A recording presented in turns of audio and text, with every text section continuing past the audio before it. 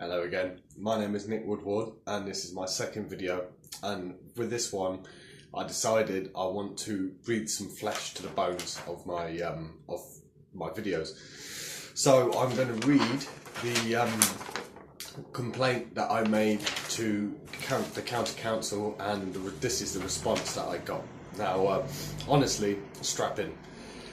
It says, complaint, lack of notification from CFS when ex-partner became unable to look after their son. And it's from Leicestershire.com at Information. So, it says, in response, this response has been sent to Saint-Nick, which is me. It says, Dear Mr. Woodward, thank you for contacting us in this past few days in regard to your son's current care situation. Please be advised I have spoken to Children's Social Services and obtained the following information. In regards to the lack of notification that your son Henry, now this is what I'm saying by the names, my son's name is Harry and they call him Henry, and it gets worse than that. Notification that your son Henry was now looked after by his grandmother. I was advised that you should have been notified within 3 working days from the day the referral came through to the first response team. That's Children's Duty, first response. One of the team managers in first response informed me that you should have been contacted within the 3rd of October and are very sorry that you have not heard from the team until you have called the service on the 8th of October. Please be assured this will be flagged and discussed with our team so similar situations do not occur in the future. In regards to the fact your ex-partner has chosen her mother as the person to look after Henry, in regards to the, we understand you hold parental responsibility and that you have a court order regarding visits with Henry. I'm going to keep calling him Henry because that's what they say, but his real name is Harry. But your ex-partner had the right to make the choice due to the fact she holds residency, which is key to making these decisions.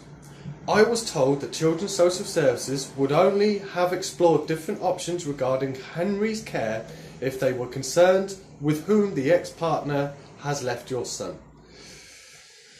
As this was not the matter, they did not contact you immediately. Which is crazy, isn't it? In regards to Children's Social Services not reopening the case when I asked them to, please be advised you can report any safeguarding issues you might have in regards to your son's well-being by calling the Children's Duty. The referral will be assessed and the appropriate action will be taken where necessary. See, you can see the absolute joke that this whole situation is made for me. The thing when I said it gets worse is Social Services had to file a Section 7 report in court. And guess what? They call my son Harvey.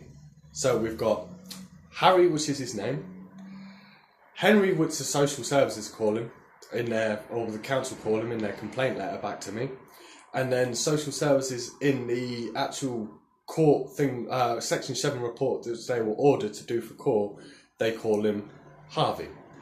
Now, you can see by the fact that they let my ex's mum take my son off me without even giving me even the slightest bit of a heads up about it, and then for my ex's mum and my ex to be texting me pretending that my ex was not sectioned at that current time, which I have text messages to back all that up with, you can see why this caused me so much trouble and why it caused me to resign from my job, because I knew this was wrong and I knew something was going on. But as you can see from this letter,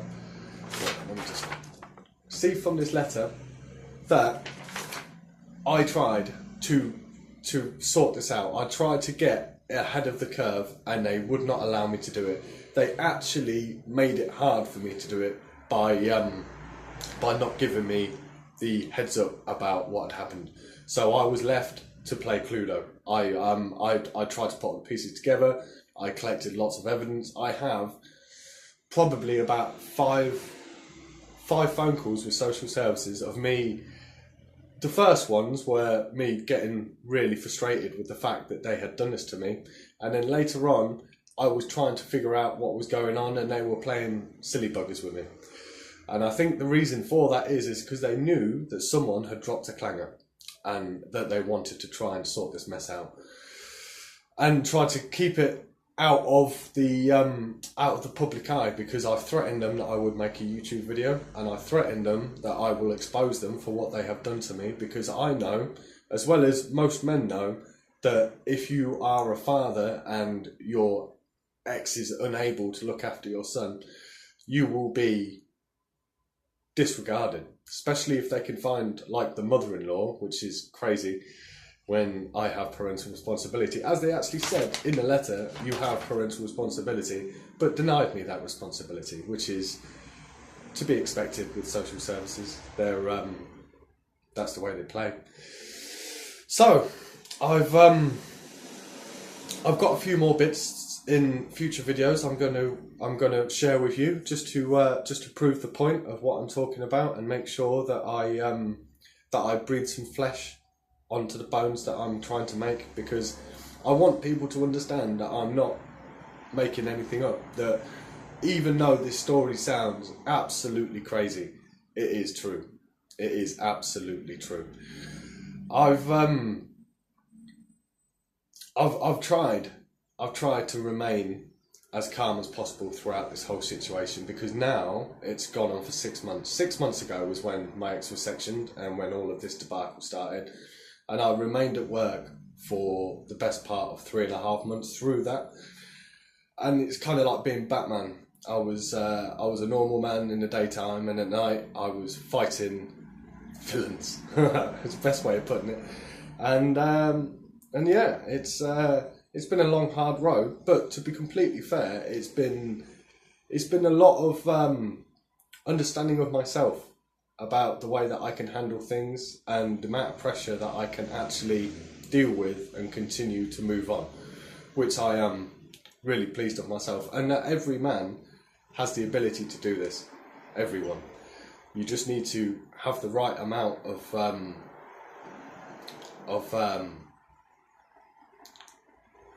what's the word? I'd say probably you need the right amount of perseverance to be able to do this, and a want. And my want comes from my son. He is the source of my power. He's what makes me get up every time I get put on my bum. Every time I get knocked down, he helps me get back up again. And that's why I'm making these videos, just to show the fact that I'm trying. I really am. I really am. I was in court on the 1st of April, April Fool's Day, which wasn't a joke. And 6 to 8 weeks I'll be back in again for a final hearing. I can't I can't go too much into any more evidence with social, because I fear that they will use this in court as me sharing evidence. That's why I don't mind sharing this, the letter from the county council, because that I obtained myself and it's addressed to me. But the actual Section 7 report is to court, not to me. And I have a copy of it, but I don't mind saying a few bits of like that they called him Harvey, but I can't show it you or read like parts from it, because like I said, I don't want it to go against me in court that I've been using evidence to prove my point in videos. So basically, the point of this video is to first say thank you very much for everyone on Reddit for their responses and their kind words. It means a lot to know that people are going through situations like this, that people understand that this sort of situation is the norm, which is wrong. It is absolutely wrong. This is a absurd situation and it needs to change. And that's why I will be absolutely plugging every hole I possibly can to make sure that I shout this from the rooftops, that I've been completely and utterly neglected, and I'm not the only case of that. When I was in court on the 1st of April, I was speaking to a man. I won't tell you his name, and I won't go into too much, but his ex was incapable of looking after his son. And he was representing himself, which I did 2 years ago, and I understand how unbelievably hard that is, especially because you've got a barrister and a solicitor breathing down your neck trying to make you seem out like you're a domestic abuser, you're violent, you're all of this stuff. And he's fighting his ex's family because they have his child, but they're not allowing him to have the child live with him, which is crazy, which is exactly the same sort of thing that I'm going through. So it's not like I'm a one-off case. I think the one-off case is a man who wins his son with no quarrels, because the fight I've put up with and the fight that man put up with, who I was talking to in court, is crazy, and it shows you the level of the rigged game that we're fighting against because of our gender. So I want to change that. So one step at a time, we can do it. We really can. We just need to remember to keep cool, keep calm, don't get aggressive, don't get frustrated, because you'll just play into their narrative. So please, if you really are going through a situation like me, just stay calm, get all your evidence ready, record your phone calls, keep your emails, make sure that you keep